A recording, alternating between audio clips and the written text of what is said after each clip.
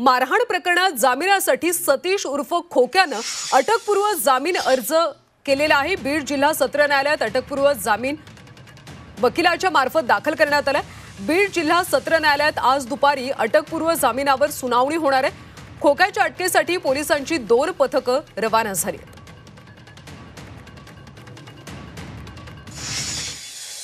पुण्यामध्ये criminal bill application number 235/2025 प्रमाणे दिनांक 10/3/2025 रोजी अटकपूर्व जामीन अर्ज दाखल केला आहे।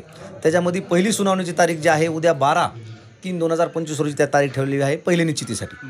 उद्याच्याला त्याच्यामध्ये सुनावणी होऊन जाणार आहे। कुठल्याही कायद्यामध्ये कुठल्याही गुन्ह्यामध्ये आरोपीला अटकपूर्व जामीन दाखल करायचा अधिकार आहे। जर समजा मान्य न्यायालयाला असं वाटलं की यात अटकपूर्व जामीन द्यायसारखी केस नाही आहे, याच्यामध्ये अटक व्हावं लागेल, तर त्यानंतरचा तो आमचा प्रश्न आहे। सतीश भोसले स्वतः अटक होतील, परंतु ज्यावेळेस आम्हाला असं वाटतं की आमचा त्यात ॲक्टिंग रोल नाही, त्यावेळेस आम्ही अटकपूर्व जामीनसाठी प्रयत्न करणार।